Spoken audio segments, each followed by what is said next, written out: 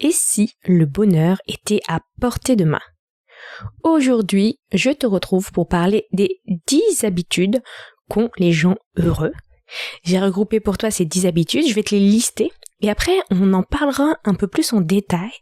On fera un peu un recul sur ces fameuses 10 habitudes. Alors c'est parti, voici les 10 habitudes des gens heureux.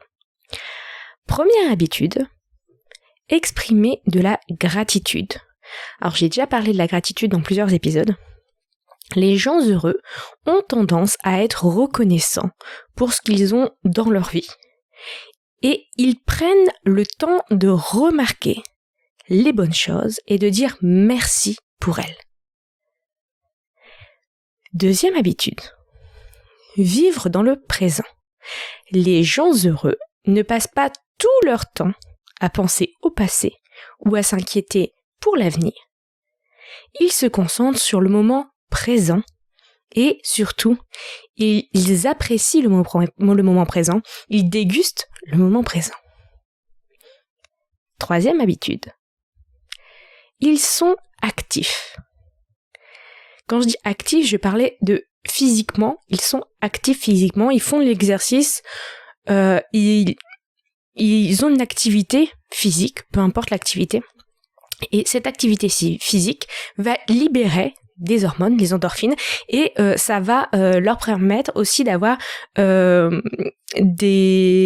la libération les libérations chimiques dans le corps et dans le cerveau qui vont leur provoquer une sensation de bien-être.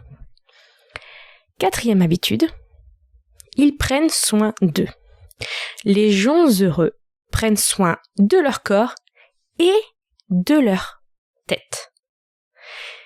Alors, leur corps, ça peut être manger sainement, faire de l'activité comme on parlait juste avant, dormir, ne pas oublier le repos, et ils prennent aussi soin de leur esprit. Donc là aussi, il y a aussi ce qu'on donne à manger à notre esprit, l'activité de notre esprit et le repos de l'esprit. Cinquième habitude, les gens heureux font des choses qui ont du sens pour eux. Ils ont souvent un sens, une direction dans leur vie. Ils font des choses qui sont importantes pour eux, qui ont du sens. Sixième habitude, les gens heureux ont des relations positives. Alors, ce qu'on appelle des relations positives, c'est-à-dire qu'ils ont un entourage qui les soutient, qui les encourage, qui les enrichit dans leurs échanges, que ce soit des amis ou des membres de leur famille. Ils sont entourés de relations qui les nourrissent et qui les portent. Septième habitude, les gens heureux sont ouverts d'esprit. Alors pour moi, c'est une chose très importante, l'ouverture d'esprit, la curiosité d'esprit.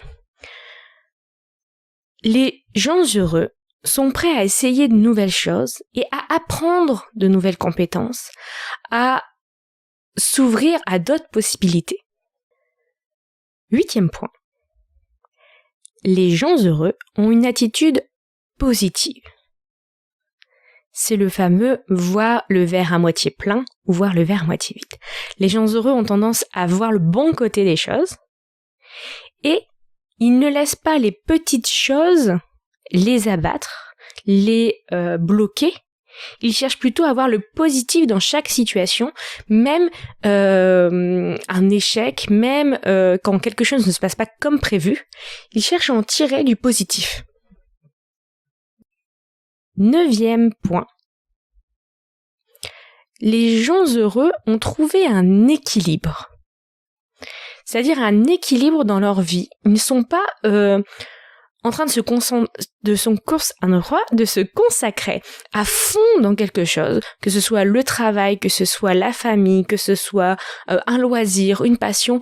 Ils ne sont pas ils n'ont pas un déséquilibre dans leur vie, mais plutôt un équilibre entre le travail, les amis, les loisirs, leur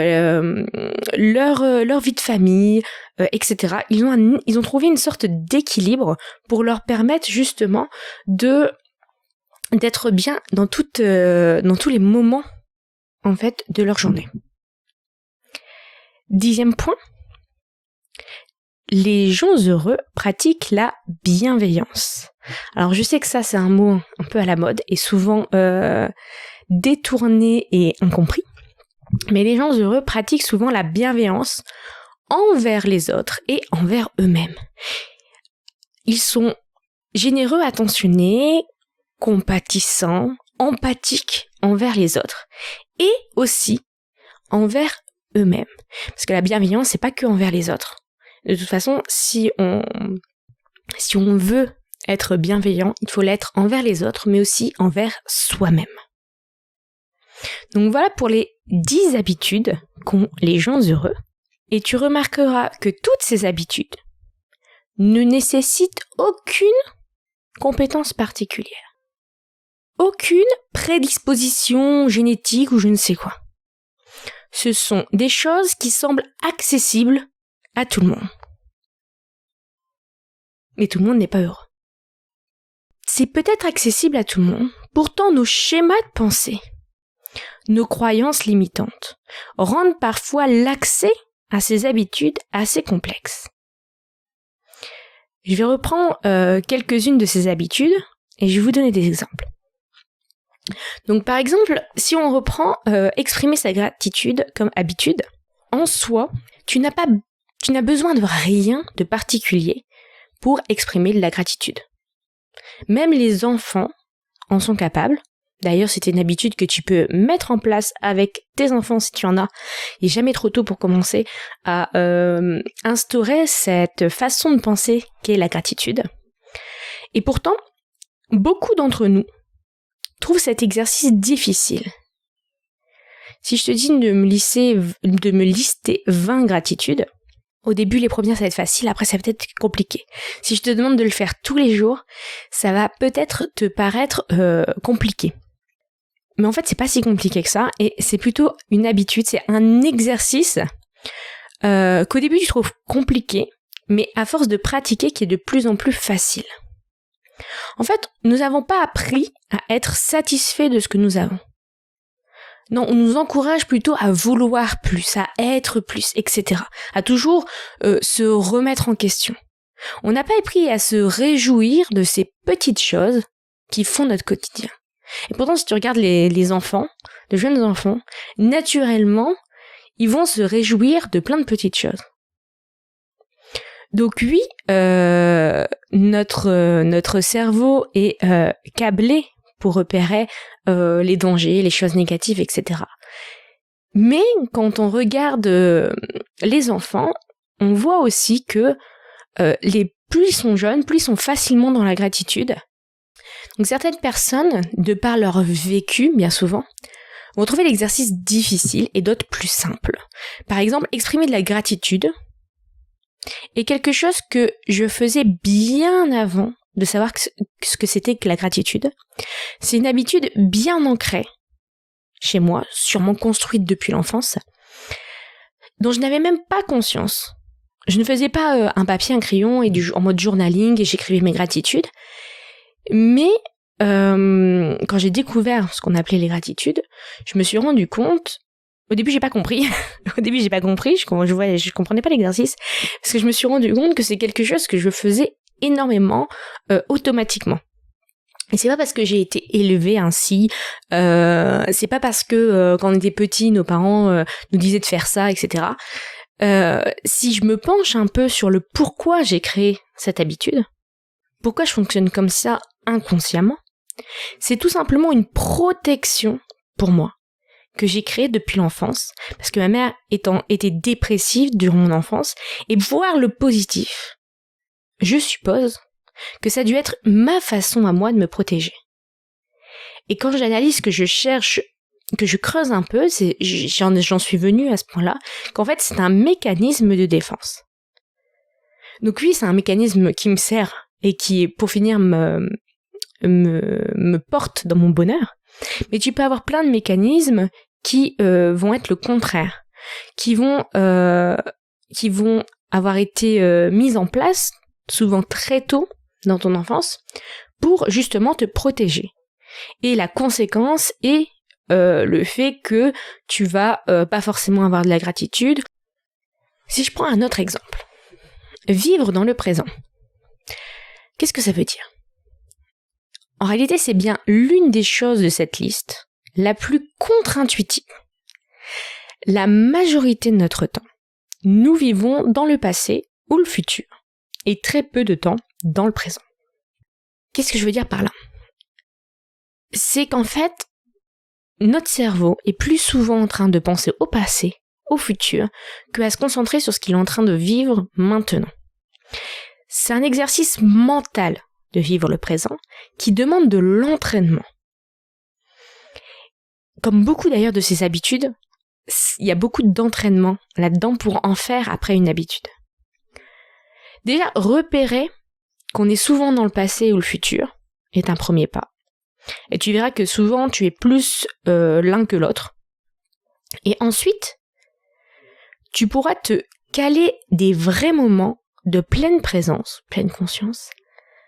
Mais ne te leurre pas, tu ne seras jamais 100% de ton temps au présent.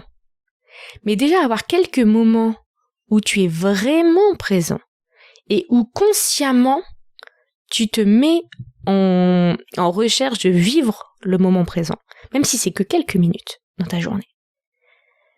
Tu vas voir que c'est important et que ça va te permettre de mettre justement un peu en pause ton cerveau qui est toujours en train de mouliner, en train de penser au passé ou au futur. Enfin, je vais prendre un dernier exemple qui, je le sais, est souvent pris comme justement une caractéristique. Le fait d'être positif.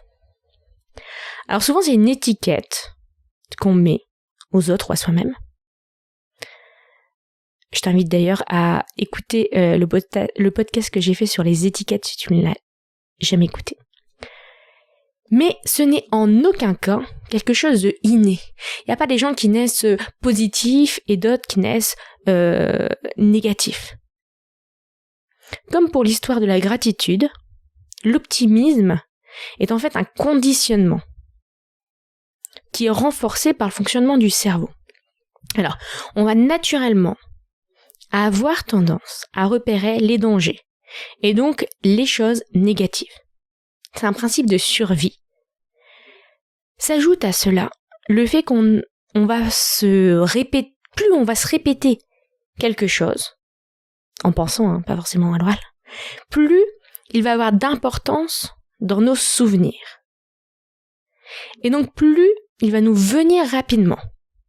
Donc tu vois bien comment tu peux facilement tomber dans un cercle vicieux du pessimisme, puisque naturellement tu vas repérer les dangers, les choses négatives. Plus tu vas solliciter ces informations négatives, plus elles vont te venir rapidement, etc. Mais tu peux aussi changer la donne et en faisant des exercices pour justement repérer le positif. Tu peux comme ça hacker ton cerveau et le reprogrammer pour petit à petit donner plus de poids à ce qui est positif. Et tu vas voir qu'au fil des exercices que tu peux pratiquer, c'est pour ça qu'on te demande dans des exercices de développement de trouver 3 choses qui se sont bien passées aujourd'hui, de trouver 3 choses que t'aimes sur toi, etc., etc. Parce qu'en fait, plus tu vas mettre le focus sur le positif, plus tu vas donner de l'importance, on appelle ça le poids mnésique, à toutes les choses positives dans ton cerveau, plus c'est ce qui va te venir facilement. Donc tu vois bien que là aussi, il n'y a pas de dîner, il n'y a pas d'inéluctable dans cet autre exemple. Tout est une question d'habitude justement, de travail sur ces habitudes. Et comme j'aime bien te donner un petit exercice à faire, je vais te proposer de prendre l'une de ces habitudes, que tu n'as pas bien sûr, et de te demander comment tu peux mettre en place quelque chose au quotidien pour avancer vers cette habitude, ne serait-ce qu'un petit pas. Alors tu peux prendre l'habitude qui te semble la plus facile à mettre en place, ou tu peux prendre celle que tu penses qui aura le plus d'impact dans ta vie, mais choisis une habitude, choisis un petit pas, et passe à l'action au quotidien, ou quasiment au quotidien. Mais mets en place quelque chose, parce que en fait c'est tous ces petits pas, répétés, c'est un entraînement, qui vont créer justement ces habitudes. Et comme d'habitude, n'hésite pas à nous partager ce que tu as décidé de faire, ce que tu as pensé de cet épisode. Pense à noter le podcast, mettre des petites étoiles, ça nous aide à le diffuser et à le partager bien sûr à tes amis. Je te dis à bientôt pour un prochain épisode. Belle journée à toi.